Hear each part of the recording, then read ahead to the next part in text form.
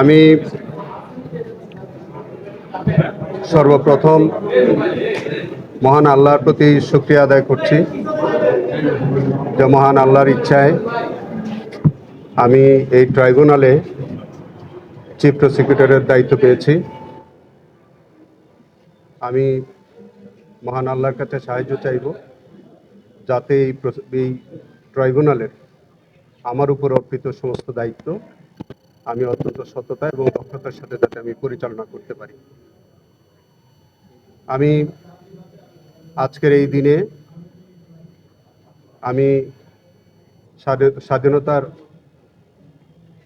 যে সকল শহীদরা আত্মত্যাগ করেছেন, যে সকল মা বোনদের ইজ্জতের বিনিময়ে আমরা স্বাধীনতা অর্জন করেছি, সকল বীর মুক্তিযোদ্ধা, সকল জাতীয় নেতৃবৃন্দ, সবার প্রতি আমি গভীর শ্রদ্ধা প্রদর্শন করছি। আমি কৃতজ্ঞতা প্রকাশ করছি আমি যে দল করি, আমার দলের প্রতিষ্ঠাতা স্বাধীনতার মহান ঘোষক শহীদ রাষ্ট্রপতি জিয়াউর রহমান,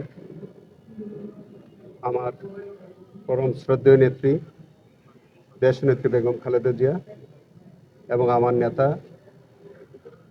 মাননীয় প্রধানমন্ত্রী জনাব তারেক রহমানের প্রতি আমি কৃতজ্ঞতা প্রকাশ করছি।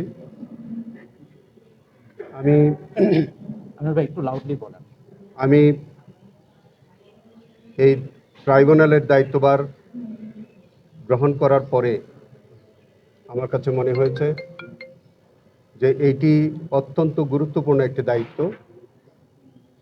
যেখানে আমাদের জুলাই বিপ্লবের যে সকল শহীদগণ আত্মত্যাগ করেছেন, পঙ্গুত্ব বরণ করেছেন, আমি মনে করি যে তাদের আকাঙ্ক্ষা অনুযায়ী যাতে এই ট্রাইব্যুনালে আমি আমার কর্তব্য পালন করতে পারি।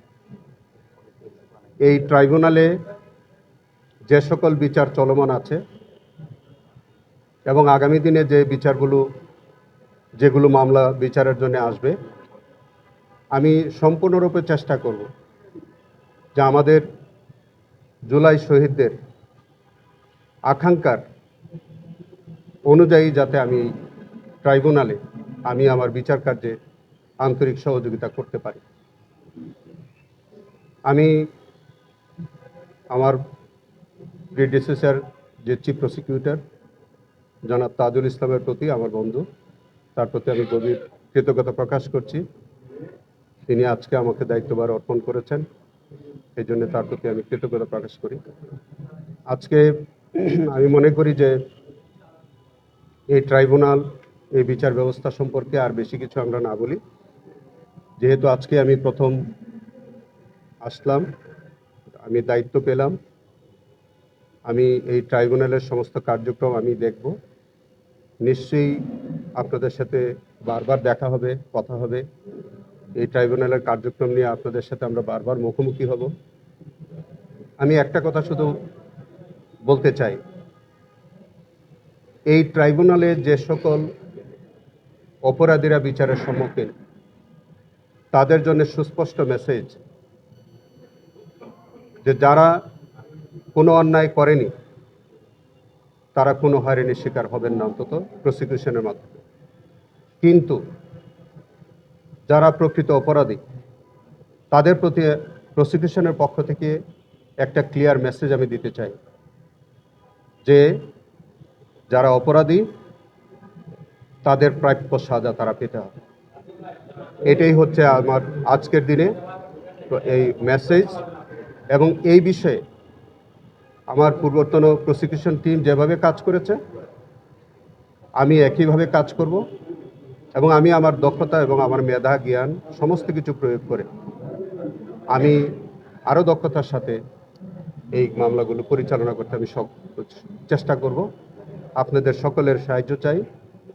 আমি আমার দেশবাসীর দোয়া চাই। আজকের এই দিনে আমি আমার শ্রদ্ধেয় পিতামাতা, আমার স্ত্রী, আমি দেশবাসীর দোয়া চাই, আপনাদের সকলের দোয়া চাই, আমাদের মিডিয়া বন্ধুদের আন্তরিক সহযোগিতা আমি চাই। আপনারা সবসময় আমাকে সহযোগিতা করবেন। কোনো ত্রুটি বিচ্যুতি হলে সেটা আমাদেরকে ধরিয়ে দিবেন। আমরা চেষ্টা করব যে সম্পূর্ণ আইন অনুযায়ী কারো প্রতি কোনো বিদ্বেষমূলক মনোভাব পোষণ না করে সম্পূর্ণরূপে আইনের মধ্য থেকে আইনের প্রত্যাশা অনুযায়ী এই বিচার কার্য পরিচালনা হবে। আমাদের মাধ্যমে কোনো বিদ্বেষ কারো প্রতি থাকবে না।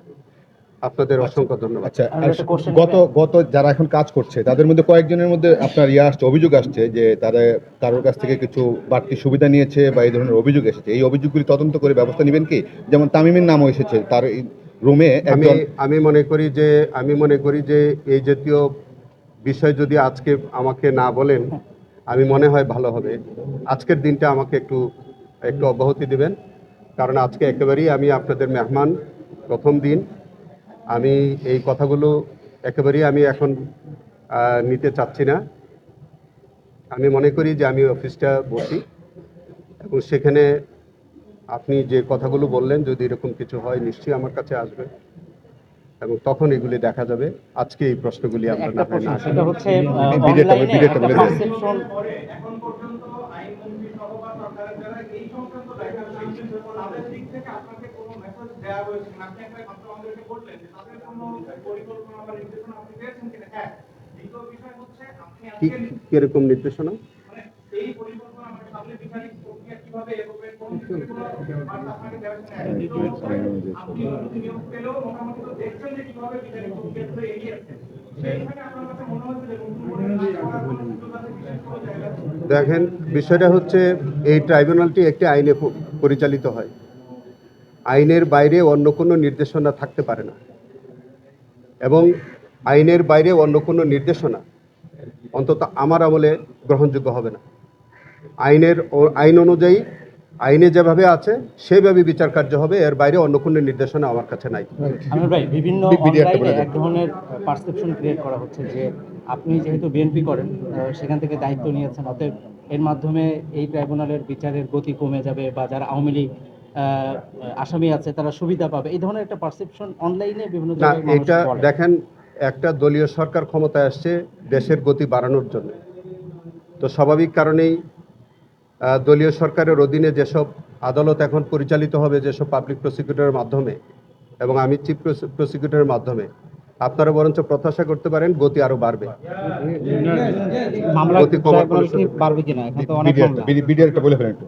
25 তারিখে তো ভিডিওটা বলে দেন। ভিডিওটা বলে দেন। আজকে ভিডিওটা বলে ফেলেন। ভিডিও- 25 তারিখ আসতো, না, ভিডিওটা- অনেকের লাগবে। বল। কোন অবস্থায় আছে? আজকে দরকার নাই ভাই। আজকে এটা